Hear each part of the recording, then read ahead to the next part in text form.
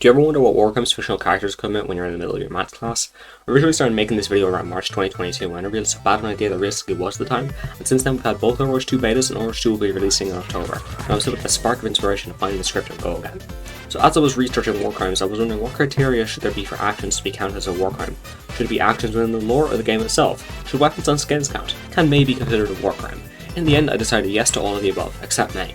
Actions within the game itself performed by players, weaponry and skins that change weaponry shall be counted as potential war crimes.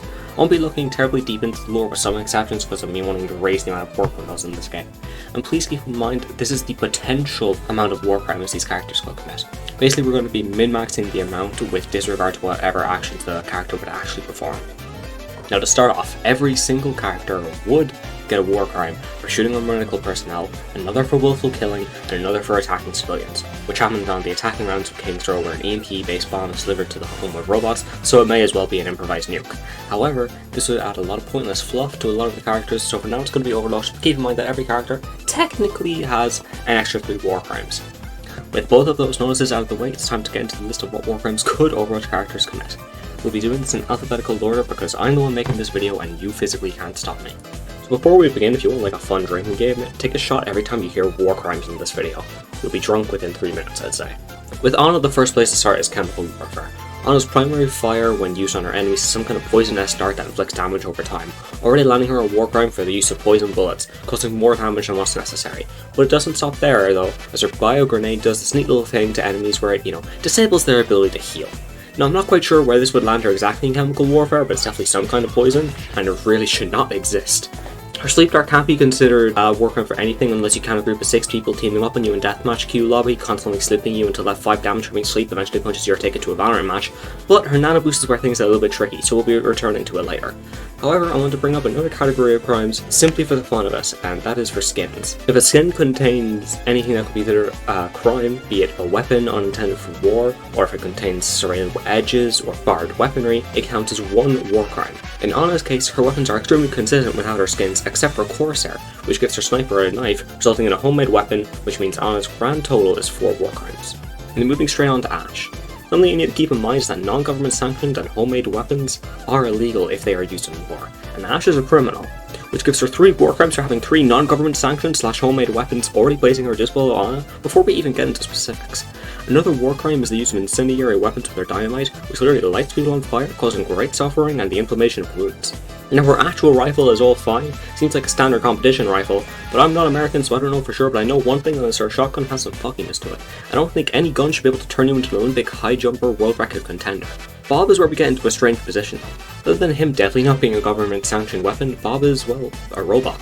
There is nothing concrete on whether a robot or drone are illegal in war, but it is leaning on the illegal side considering it runs at you at Mach 5, throws you into the air and immediately starts shooting you with their presumably homemade guns. But finally now moving on to skins, Ashe only has 2 that have significant differences compared to her original, being Little Red, which gives her gun an axe, a like blade at the end, and Warlock, which turns Swab on fire, which makes me want to make the argument that he counts as being incendiary, giving Ashe 7 war crimes in total. Moving on to our second support hero, Baptiste, and I do not know what to say about this one. The only thing I'd really call him out for is his weapon, a burst rifle that doubles as a healing grenade launcher. Doesn't seem government sanctioned to me, but its immortality field with regenerative burst don't exactly have anything that could cause them to be illegal.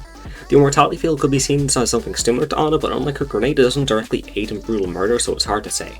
His exo boots couldn't be considered anything because they don't really count as weapons unless he's going to use them to stomp on someone, but for whatever reason crushing people is legal. Finally, his ultimate, Amplification Matrix. I don't really know. It increases the damage of all projectiles that run through it, but it also increases the healing. We're not going to question the how, we're only going to question the crime potential, and honestly, this is, just like Nano Boost, this is something we're going to have to return to a little bit later. All of this in mind though, this makes Baptiste the lower scoring war criminal so far at 1 war crime, even getting none from skins, because the only crime that can be committed by them is Funky for not having a disco ball immortality field immediately at launch. Going on to Bastion, we've got our first character whose kit is being altered for Overwatch 2. Starting off with the immediate question of Bastion being our first Omnic, do his weapons count as being homemade? Yes. In the lore it says that Omnics were originally designed and built by humans, most notably the Omnica Corporation, to serve the economy. During the Omnic crisis, Omnium started producing Omnics with weaponry and military strategy to fight humans alongside various god programs that would hack and control local Omnics to do their bidding. Meaning that all of Bastion's weapons are illegal, so his recon mode, turret mode, a sticky grenade and artillery cannon banned him with 4 war crimes, and that's before even discussing what his weapons do. A36 Tactical Grenade is a round of grenade which Bastion lobs that eventually sticks to the ground, a wall, or the player. which is illegal as hell as it falls into the category of anti-personnel landmine. Artillery mode is a bit of another grey area as they aren't anti-personnel based explosives, they don't explode into shrapnel and they don't burn enemies. However, Bastion isn't safe yet, as it's time to talk skin weapons. To keep it simple, Steambot and Gearbot both shoot shrapnel, which is illegal as they're not actual bullets. Avalanche shoots snowballs, which technically isn't illegal since it won't kill anyone unless these snowballs are covering metal, but they have been homemade and therefore count as a war crime. And finally, Brick shoots a Lego. Have you ever stood on one? Imagine being shot by it. So to be clear, each skin counts as one war crime simply because I find it amusing, so Bastion's final count is 9 war crimes, giving him the highest amount so far. Despite most Overwatch players, myself included, thinking that Brigg's very existence is not only a war crime but a crime to his game design and competitive integrity itself, she's on the lower end of most heroes. Only her mace and shield bash are illegal in the sense that they're not government approved. Moving to her skins, she's mostly clean except for Festscarn, which turns her mace into this. Vampire Hunter, which gives her shield barb aspects, which are banned from warfare as they assist in the ripping and tearing of flesh. Brat and Shield Maiden both just gave her new weapons, and finally Medic is where things get a little bit interesting. As you can see, her mace has some syringes on it, but we don't really know what this juice inside the mace is, so unless you're going to tell me with a straight face that this is her inspiration passive, I don't think slapping an enemy and injecting them with inspiration juice is suddenly going to heal allies, so she gets another point for chemical warfare, bringing her grand total to 7. Honestly, it's hard to find issues with Cassidy. I mean, assuming his revolver is one that he got from some futuristic Overwatch or Overwatch, then it would be legal if used in war. But it was made by a gunsmith, which does still mean it's legal as it is government sanctioned. Flashbangs aren't illegal and are primarily used in riots, but that's Overwatch 1 Cassidy. In Overwatch 2, he throws a homing sticky grenade. Ignoring the crime skin's game design, this is bananas illegal, giving him 1 more war crime. Bringing skins into the mix, the only thing you can really pin him for is lifeguard for using a flare gun, which is incendiary, bringing his grand total to 2 war crimes. Doomfist is another interesting one, not only because he's a character that should be in a fighting game instead of an FPS, he's also the second character to be reworked into a new role, going from DPS to tank. And considering that he himself is the weapon, it's hard to pin down what should count as a crime. Starting off with the easiest, hand cannon uses energy-based bullets which can't be x-rayed by surgeons. But now we've got the hard part. See, his fist is both not intended as a weapon of war, and it's also serrated with these spikes that it has on the knuckles. So that begs the question, do I count the fist as a crime and leave it, or do I count the abilities that use it as a crime? In the end I decided to count any action that uses the fist to harm others, meaning he gets an extra 2 crimes for Rocket Punch and Seismic Slam. Finally, moving to his skins, only Swamp Monster and Talon result in additional crimes, both for simply being an increase in serrated blades, giving Mr. Fist 6 war crimes in total. Now d.va is a really interesting one. See, her mech is legal, as it was created by the South Korean military to aid in their fight against the Omnics, which begs the question, if used against humans would it count? For the sake of trying to min-max jail sentences, I'm going to say yes, but if anyone with more than 6.4 brain cells knows how to approach d.va's methods of fighting, please let me know. To be clear, her weapons are government approved, as we previously mentioned, however that doesn't change the fact that certain aspects of them are illegal no matter what. The dual cannons are presumably okay, so they don't break any rules, but her light pistol is a different case. Simply looking at the game seems like some sort of energy type blaster, and outlined in the rules of war is that non-detectable fragments, meaning non-metallic fragments, are banned as surgeons can't search for the pieces. And I don't know about you, but I don't think metal bullets glow green. Both Call Mech and boosters are fine, as crushing enemies is completely illegal in war. Next we have 2 explosives, her micro missiles and self-destruct. Missiles do count as a crime as they are indiscriminate, meaning they are non-guided. d.va kind of just looks wherever and that's the direction they immediately go. And her self-destruct, I mean lads, come on, it's a nuke, do I need to explain this? d.va's only war crime skins are Junker and Scavenger, as both have serrated edges on the arms, which would make her melee attacks illegal, leaving her with 5 war crimes. I'm sorry to notice that Omnics are kind of weird. Echo, while technically having the purpose of saving people, is a weapon made by Overwatch, specifically one member of it, over here to laugh, not dissect lore tidbits, meaning that if she were to partake in war as a robot with built-in weapons, she herself would be illegal. But that's boring, so instead we're going to do the same as Bastion and focus on her actual kit. Starting off, Tri-Shot is another energy-based bullet and unintended to be used in war, giving her a double whammy of crimes. Her sticky bombs are where I had to stop and think. My first thoughts that they were either expanding ordnance or cluster bombs, however I found out that projectiles weighing under 400 grams, which are also explosive, count as war crimes. Now, while I don't think we can get out of weighing scales and ask I could kindly place one of these bombs in there, it is certainly possible, and I'm just going to roll with the assumption that her bombs are under 400 grams. They're also unintended to be used in war, so that knocks that, and I think most of you are starting to notice a pattern with a lot of these weapons. Looking at Focus Beam next, we're in a completely new category. Lasers intended to permanently blind enemies are illegal, but a laser weapon which only has the side effect of blindness is fine.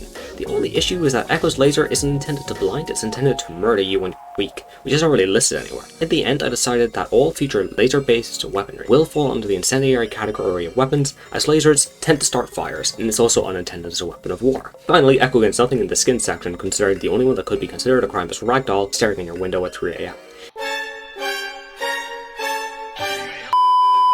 In total, Echo has 6 war crimes. Some of you might be wondering, what about her ultimate? What about Duplicate? And that's something we're going to get back to in a little bit. Now, normally the Geneva Convention strictly states that dragon-wielding ninjas are illegal, but we're just going to go with it for now. Starting off, Genji's weapons are pretty clean, apart from the fact that all of them are unintended as weapons of war. However, if shurikens, blades that can summon dragons, and smaller blades that can't summon dragons were sanctioned by the government, then there'd be no issue. Either way, these weapons can't commit any crimes if they were illegal, as they all have straight edges, not intended to cause unnecessary harm and suffering. His skins changes, however, as Karasu Tengu, Young Genji, Nomad, Bedoan, Sparrow, Oni, and Demon all possess non-legal edges. Unfortunately, there aren't any specifics for a shuriken in the rules of war, considering we don't live in Naruto. However, blades with significant curves are illegal because they cause unneeded harm. Blackwatch and Sentai do have jagged straight edges, but I overruled them, but if you think that's wrong and you have 12 war crimes instead of 10, please tell me. Also, I couldn't really find anything that would make bows and arrows legal, considering the good old pew pew tends to be much easier to use in a war. Also simply gets 1 crime for the use of a bow as it's homemade, and an additional 3 for all of his arrows. Now, I can't find anything in Geneva Convention to the right cross about blue summon dragons, so I'm just going to say the arrow used to summon them counts as another homemade arrow, bringing Hanzo's total count to 5. He's clear from skin crimes considering all of them are just the exact same weapon. Jumping immediately into Junker Queen, who can knock every single one for weapons for being homemade, giving her 3 crimes off the bat. Next up is her knife. It's serrated and it inflicts bleeding, which is most obviously unnecessary harm. It also literally pulls itself out of enemies after it impales them, with such force that it sends them flying towards her, which doesn't help her case, but there's nothing really banning it, so she can have it there. Her shotgun is actually clean, firing real bullets unlike a certain other Junkertown-based shotgun user, meaning her bullets can be found on an X-ray. Her axe, just like her knife, is serrated and causes bleeding, which gives her another crime right there. And her ult counts as chemical warfare. It's just like Anna's grenade, it disables the enemy's ability to heal and also cause bleed. I'm going to say that her bleed is poison, and therefore any ability or weapon that inflicts it gains another crime as well, leaving her with 8 crimes. Take a wild guess what crimes Junker commits. Go on. Going straight into it, everything he has is homemade, landing 4 war crimes for his grenade launcher, his mine, steel trap, and riptire. Moving to specifics, his launcher, mine, and riptire are all bombs intended to kill people, which gives him +1 point to that anti-personnel landmine stat. His passive Maradon also counts as a cluster bomb, and his steel trap is a bear trap. It's not even intended for humans, it's a bear trap. I mean, look at it, it's got teeth, it's gonna crush your legs, minimum. With all of this, Junker really takes victory for the most anti-personnel landmine-based war crimes with a grand total of 9. Kiriko is the first new support in 1,301 days as of the release of Overwatch 2, which is also pretty low on the war crime scale, only using homemade kunai, but her ult is where the real confusion comes in. Not only does it turn Nepalese robot monks into Nepalese spiritual punching machines, it also makes a massive slip and slide for your team, straight out of free Iwatobi Scrum Club. It also doesn't count as a war crime, it just makes them happen faster, which doesn't enhance the damage or the effect of them, so as far as I'm concerned it's clean, giving Kiriko 1 count and 1 war crime. Lucio is another character where there really isn't a lot to go off with. I mean, his gun is homemade and is made from stolen Vishkar tech, but there's not a whole lot about sound-based weaponry. I can't technically knock him for anything other than the homemade tech, so Lucio comes in with only 1 war crime. At most, you can knock his Jazzy skin for turning a bunch of chubas into weapons for a max of 2. May, old May. We have another contender for chemical warfare. Something all of us should know by now is that making the periodic table your weapon of choice, while effective at murder, isn't exactly legal. Although if you're turning your chemistry homework into a weapon, you probably aren't worried about legality. To start off, her weapon and snowball are homemade and therefore illegal. Next, her Ice Blaster makes people freeze. I don't think I need to explain the consequences of this. At best, Canadians shrug it off as a typical Tuesday. Everyone else in the world will be dead from reaching a temperature that low. Now her Icicle, well, it's not intended for war, and that's really all you can get it for. But her ultimate, oh her ultimate, it's her primary fire again, except it's AoE. Lovely. May has 4 crimes. Moving on! Like I mentioned in Honest Crimes, Mercy's staff healing and damage boosting were made by her in Overwatch, meaning they are illegal homemade based weapons. I'm handing out a penalty to the staff for being homemade. Damage boost is something that we're going to come back to later. Ignoring the fact that she can literally resurrect the dead moving swiftly to her pistol, it's basically just d.va skin. While it may not be homemade, it's definitely not government sanctioned, and it's another energy pistol, giving Mercy a grand total of 3 war crimes. If any of you thought Mercy, May, or Honor were about taking elements from the periodic table to use as weapons, Moira's just decided fuck it, everything. Already her bionic grasp sucks the life out of people, slowly killing them. While I have no fucking idea what kind of things that implies, this means that it is both a homemade weapon and a chemical warfare 1-in-1. Her bionic ore in Overwatch 1, to clarify, and coalescence follow the exact same crimes as bionic grasp, resulting in 6 war crimes. But her scientist skin adds 1 more, since she's got some syringes on her fingernails, so God knows what kind of chemical warfare poison she has stuck in there when she melees you, but in the end that leaves her with a total of 7 war crimes. Honestly, the Omnics are always the annoying ones to figure out. To dive straight in, Orisa was made by Efi, and therefore her existence is homemade, but for the sake of this video we're just going to focus on her weapons the same as everyone else. All of Orisa's weapons receive one strike for being homemade and therefore are unintended to be used in war. Next, her gun is another energy-based gun, meaning the bullets can't be traced in X-ray. Her javelin, spin, toss, and ultimate are where things get tricky. I can't find anything related to weapons that impale. If I had, Hanzo and Mei would be done for, and would be much more higher on this list. So I'm simply going to have to leave Orisa at 3 crimes, 1 for the energy gun, and 2 for the use of homemade weapons. Farah is a character some know me for playing, but I assure you there will be no bias because she's nearly as boring as Cassidy in terms of crimes. Her weapons are already approved by Helix and made by them, meaning it's just what they can do that can give her jail time. Her rocket launcher is plain and simple, it's in the name, firing explosive rockets that aren't intended to destroy tanks, meaning they are anti-personnel landmines. Not landmines in this case, but still explosives. Next, her rocket barrage is up to slight interpretation, but I would say it's similar to d.va's missiles in terms of crime time. Since they aren't directed, Farah simply looks and fires them. All in all, Farah has a grand total of 2 war crimes, which places her extremely low on this list. Reaper's honestly quite similar to Cassidy, considering his only weapons of choice are infinite shotguns. At most you can say they aren't government approved and they were made by Talon, which gives him 1 war crime, but along with the fact these bullets are laced with a biological agent, making them poisonous and illegal, giving Reaper 2 war crimes. Really not something you'd expect from this guy, but there's a fun little detail that we're going to return to soon enough. Now here's the one I was really looking forward to. As a member of the German Crusaders, Reinhardt's weapon, armor and shield are all approved by the government, meaning he has no problems there, however he isn't exempt from them. His hammer itself is fine, as we have already established that crushing enemies, be it with force or a tank, is legal, so both hammer, charge and arc shatter are completely fine. Somehow. But fire strike is where he loses a near perfect streak. It's in the name, it's incendiary, which is illegal. But moving to his skins, this is where things get a little bit interesting. Starting off, his Crusader skin has jagged edges. While not quite serrated, they're certainly close enough to it. Blackheart, Steelheart, Draugr, and Bloodheart, however, are the most certainly serrated and definitely illegal. Baldrich and Griefheart both have barbed spikes in the hammer causing unnecessary harm. I couldn't see any reason for Wu Jing or Guan Yu's blade-like hammers to have any issues as they are smoothed out. So all in all, similar to Genji, most of Ryan's potential war crimes come in from his skins, where he lands at a solid 8. Oh god, a Roadhog. Most players will probably think that he himself is a war crime, considering Blizzard thinks leaving him as the strongest tank in the game for several months at a time was fun, but I digress. Both of Roadhog's weapons are homemade, meaning they are illegal, and that's before getting into the everything else. His gun shoots shrapnel, which, yes, though it can be X-rayed, they cause unnecessary suffering to those hit, therefore making it illegal. And I mean, his ult basically force feeds it to you, like have you seen that thing? And his hook, oh my god, his hook. Not only is it homemade, which I mentioned earlier, it's got spikes on it, it's serrated, and that's ignoring how he pulls you through time and space itself as this thing is stuck in you. And his skins, man, they only make it worse. Butcher just adds more spikes. Islander and Toa just move them to the outside of the hook. Mako and Sharkbait just use anchors. I mean, that's not even meant to be a weapon. Dr. Drunkenstein has rusty edges, meaning it's chemical warfare that can be used to cause tetanus. Ice Fisherman is just a fishing hook. Magi could be used as a rake, and oh my god, toxic and nauseous just inject you with poison. I mean, at least try to be subtle about it. I'm okay, I swear. In total, Roadhog has 15 war crimes, the highest so far. Sigma is where things start to get really weird. And I mean, it's not like gravity weapons exist, and this guy kind of just hurls concentrated gravity balls at you, I think? I mean, nothing in this kit really stands out other than it's all just homemade. But can it count as homemade when it's just some random power? It's more like homegrown, really. In the end, I decided that each use of gravity can count as 1 war crime, as it's a weapon that's unintended for war, which isn't approved by the government or military, and is homemade. So looking at his abilities, graphitic spheres are fine in the terms of the damage that they do to a person. Graphitic flux just crushes their leg, but we've established that crushing someone is somehow okay. At accretion, it's a rock. So all in all, Sigma leaves with 3 war crimes, but honestly you could just put him down for 1 if you classify gravity use under just 1 umbrella. A rifle, railgun and disruptor shot all use energy, meaning no pieces to be detected by an X-ray. Her weapons are just from the Canadian Special Forces, meaning they're not homemade. Honestly, Sojourn is like Cassidy, if you just give him some crimes instead of having none. Total, Sojourn has 3 war crimes, and that's only because of the use of energy. I'd just like to point out that in this universe, no one's able to sprint without receiving some sort of Captain America-ass serum, and his legs can be hacked. Moving on, his weapons are already illegal, considering they're labelled as experimental, so his rifle and helix rockets get +1 points to their shouldn't be used in war stats. To move into specifics, he has another energy-based rifle, meaning bullets can't be traced after a fight and therefore is a war crime. Next, his helix rockets. I was debating as to what they should really count as, and ended up deciding that they function similar to d.va's missiles and Farah's barrage, non-guided missiles, which are illegal. His only skin-based crime is Slasher, which uses a chainsaw, resulting in Soldier having 5 war crimes in total. Sharper is Cassidy, but if instead of a basic revolver you give her an SMG and an EMP. Assuming her SMG was store-bought or store-stolen, let's be real, it'd be perfectly fine, but considering her personal branding and who Sombra is, we can assume it's modified and therefore homemade, meaning it's unintended for use in war. Next, her EMP raised some questions for me as I couldn't find anything directly labeling it.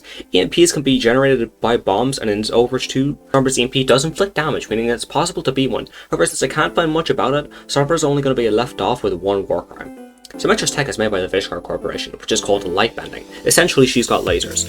Her tech is made by Vishkar, but this doesn't confirm if it's legal to be used in war, so we're going to assume it isn't, meaning her gun and turrets are unintended for use in war. Next, both her primary fire and turrets are lasers, which, as I decided on earlier, means she has 2 counts of incendiary weaponry. Finally, her secondary fire is a bit of a weird one. Symmetra fires an explosive orb, which will count as multiple things. To start off, it's definitely intended to harm humans, meaning we need to decide is it an anti-personnel mine, or a projectile that weighs less than 400 grams. In the end, I chose the 400 gram projectile, since it makes a lot more sense than a majority of the anti-personnel landmine descriptions. Like many, Stimu gets no points in the skins category, giving her a grand total of 5 war crimes. Torb goes beyond the other heroes with their weak attempt at homemade weapons. This man's weapons are battle-made. He makes them on the fly, which makes them illegal. His gun, turret, hammer, and molten core are all made by him and not sanctioned by the government for war.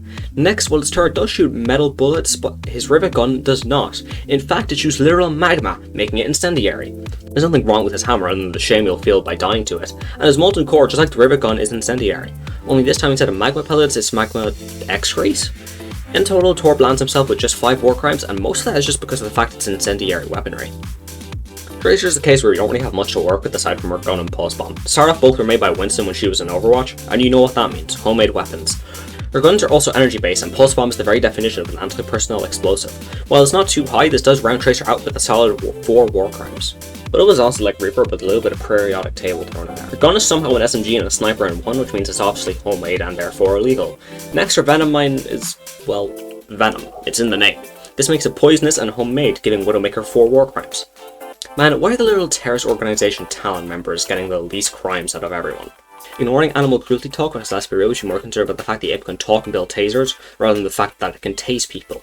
And with that in mind, Winston gets 1 war crime for having a homemade weapon in his Tesla cannon. However, the Tesla cannon itself raises some questions. Obviously, tasers are legal, and even in war they are, and I couldn't find anything concrete that said weapons made to electrocute are illegal. All I could find was the max legal voltage of a laser is 30,000 volts, and Winston's Tesla cannon is 1.3 million volts. Keep in mind the max voltage needed to kill someone is 11,000, with the minimum being 2,700. I'm pretty sure 1.3 million is a little bit overkill. Just trust me on that one. Winston gets 2 war crimes. At this point, what the fuck are the animals of this game capable of? Just like every Junkertown resident, Wrecking Ball's weapons and, his ball are illegal. His guns, hooks, speed up and slam are all fine, but his mines are anti-personnel and therefore illegal. In total, I'm giving the Hammond Boy 1 crime for his homemade guns, 1 for the ball itself as it's used as a weapon, and another for his mines, meaning he's a grand total of 3 war crimes. Now let's see, who's next on the list? Well, to keep it simple, Zarya's weapons are made by the Russian military, so that's safe, but her gun is basically Symmetra's plastered onto a tank, which gets her 2 war crimes, 1 for an incendiary weapon, and another for an explosive projectile that weighs less than 400 grams. And now for the elephant in the room, Graviton Surge. Now I don't know about you guys, but so far the human race hasn't managed to weaponize a goddamn black hole, so I'm not really sure where this should land. I could count it as something unintended to be a weapon of war since it's a fucking black hole. I could also say that a black hole technically has even more power than a nuke in terms of destruction. In the end, I decided to make an exception for Zarya, so her total war crime count is 2 war crimes plus 1 war crime squared for Graviton Surge. Alright, what does Zen's balls even count as? He doesn't actually shoot them, they constantly stay next to him. He just shoots some kind of energy ball, which is probably 2 voice lines away from a lawsuit. Other than an energy-based weapon, I don't know if they can count as homemade, but they're most likely not intended as a weapon of war, so he gets a point there. I'm not too sure about Discord Orb as well, so it doesn't directly cause harm, but it aids in creating unnecessary harm, which means that what would normally be a regular bullet wound ends up being an exit hole. However, there's another detail that we're going to return to shortly. In total, Zen's going to get 3 war crimes in what was honestly the most bizarre way. I swear these omelets are always something else. That's the full list. Now in case you're wondering, here's the list of characters and their crimes ranked from lowest to highest. We have Kiriko in last place with only 1 crime. Next up is Winston, Farah, Cassidy and Lucio with 2 war crimes each. Zarya has 2 as well, but keep in mind she also has a war crime squared, so she's kind of in a limbo between 2 and 3. Wrecking Ball, Sojourn, Sigma and Arista all have 3 crimes as well. Next up is May, Tracer and Widowmaker on 4 with Torbjorn, Symmetra, Soldier, Hanzo and d.va with 5. Doomfist is on his own with 6 and Brig and Ash now have 7 war crimes each. Reinhardt and Junker Queen are having an arm wrestling match with 8 war crimes for both of them, while Junkrat and Bastion share 9, and at the top we have Roadhog with 15.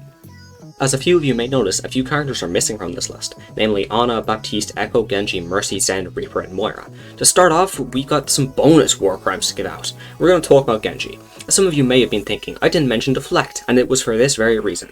Genji is able to deflect other characters' war crimes, making them his war crimes, so anything he can deflect will give him the same crimes as the original. Deflect a Zarya grab, war crime squared and a homemade weapon crime. Reflect a Reaper shot, homemade weapon.